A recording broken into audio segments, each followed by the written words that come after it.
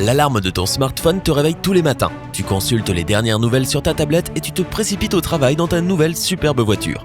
Pourrais-tu imaginer ce que serait ta vie sans tous ces gadgets et appareils électroniques ? Le XXe siècle a enfanté de nombreuses inventions qui ont façonné le monde moderne et notre style de vie. Cependant, il faut souvent des années de tâtonnement et d'erreurs pour qu'une découverte devienne un objet dont plus personne ne peut se passer. Et certaines découvertes en sont restées à ce stade d'expérimentation. On pourrait croire que les détraqueurs du monde d'Harry Potter sont passés par là et ont essayé d'aspirer l'âme de ces dames, n'est-ce pas ? Pas d'inquiétude, leurs âmes sont restées indemnes, de même que leur maquillage. Grâce aux cônes de Blizzard. Avant l'invention du mascara imperméable, ces masques spéciaux étaient proposés aux femmes pour protéger leur maquillage des éléments. Conçu en 1939 à Montréal, au Canada, ce fabuleux accessoire n'a jamais décollé. Dieu seul sait pourquoi. Le numéro 2 n'est ni un accessoire favori du chapelier fou, ni un instrument de torture. Il est sorti à peu près en même temps que les cônes de Blizzard, dans les années 1930, et on le doit à un ingénieur allemand. À l'époque, le chapeau radio permettait à son propriétaire d'écouter de la musique et de lire les nouvelles en même temps. Il a connu un certain succès, en particulier aux États-Unis, mais pas pour longtemps. Il a été retiré du marché en 1955 et remplacé par une nouvelle invention, le transistor. Tu te souviens qu'on a mentionné la période des essais et des erreurs ? C'est probablement ainsi que les smart glasses modernes ont été inventées. Les télélunettes, comme on les appelait, ont été inventées en 1963 par Hugo Gernsback, un génie luxembourgo-américain. Elles pesaient environ 140 grammes et utilisaient l'énergie de minuscules piles et d'un courant basse tension pour faire fonctionner de petits cubes cathodiques cachés à l'intérieur. Il y avait un écran séparé pour chaque œil afin que les lunettes puissent afficher des images 3D. Pas tout à fait au niveau des lunettes de réalité virtuelle modernes, mais tout de même assez impressionnantes pour leur époque. Mais ces jolies antennes étaient tellement longues qu'elles auraient pu permettre de communiquer avec des extraterrestres. Gernsback aurait été heureux d'apprendre que son idée n'est pas tombée dans l'oubli aujourd'hui. L'appareil suivant fait presque peur. Le voir donne envie de remonter le temps et de libérer cette femme de son emprise. Peut-être qu'elle était malade et qu'elle devait le porter pour garder le visage droit. Faux. Elle portait volontairement un créateur de fossettes. Cet appareil révolutionnaire devait garantir à son utilisatrice de charmantes fossettes s'il était porté en continu. On doit cette invention à la New-Yorkaise Isabella Gilbert de Rochester, qui devait être sérieusement préoccupée par son absence de fossettes. L'appareil est sorti en 1936 mais n'a pas connu un grand succès commercial. Et à vrai dire, tant mieux. Comment te représentes-tu un week-end parfait en famille ? Papa et les enfants qui font du vélo et maman qui coud ? Trop cliché ? Pas pour Charles Steinloff de Chicago qui a mis au point le Goofy Bike en 1939. Ce vélo à 2 niveaux a été conçu pour 4 personnes. En bon inventeur, Steinloff a testé le vélo lui-même avec sa famille. Il était assis au niveau supérieur et dirigeait le vélo, tandis que son fils pédalait au niveau inférieur et que sa fille était à l'avant. Mais la meilleure partie, c'était la machine à coudre pour maman installée au niveau inférieur. Elle avait 2 fonctions bien pratiques. Tout d'abord, maman pouvait faire sa couture à l'extérieur et passer du bon temps en famille.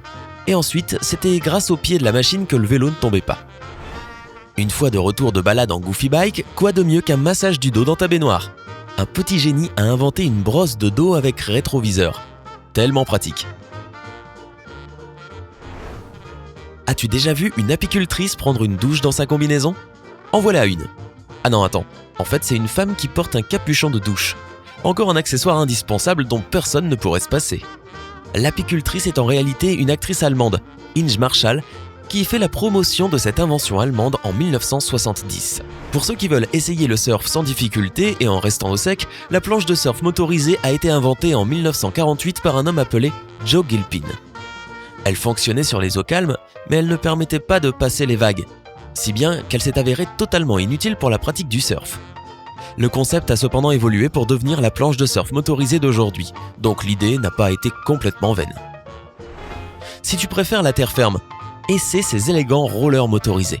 Ils ont été fabriqués en 1956 par la Motorized Roller Skate Company à Détroit. Ils étaient autopropulsés et utilisaient un moteur à piston d'une puissance d'1 cheval. Leur propriétaire devait toutefois porter le moteur tel un sac à dos. C'était un vrai moteur avec un réservoir d'essence et, comme pour un vrai véhicule, des commandes manuelles pour l'embrayage, l'accélérateur et la coupure moteur. Mais le problème, c'est que l'entreprise n'avait donné aucune indication quant à la façon de s'arrêter lorsque les patins étaient lancés. Cette invention n'a finalement pas rencontré le succès escompté. Si tu n'es pas du genre actif et que tu préfères rester à la maison et lire dans ton lit, nous avons quelque chose pour toi. Ces lunettes de lecture ressemblent à un accessoire de film d'horreur, mais en réalité, c'est exactement ce qu'il te faut.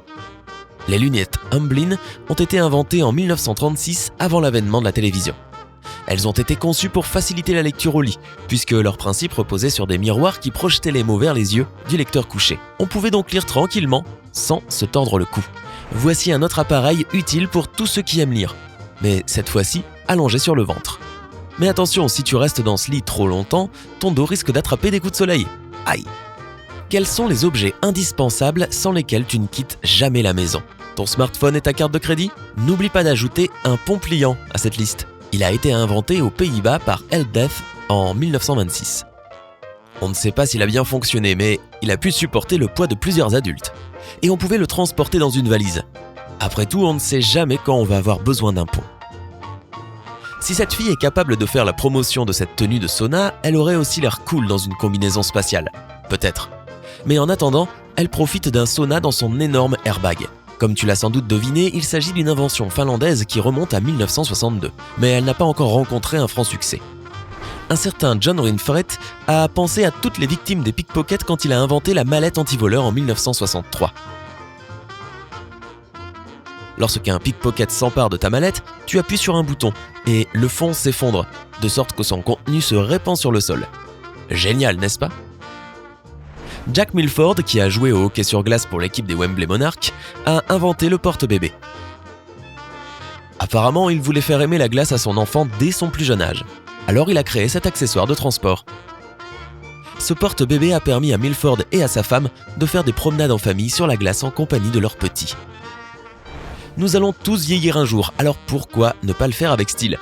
Une brosse qui polit ton cuir chevelu et brosse ce qui reste de tes cheveux de façon simultanée, voilà qui était censé en faire une réalité. As-tu apprécié cette vidéo?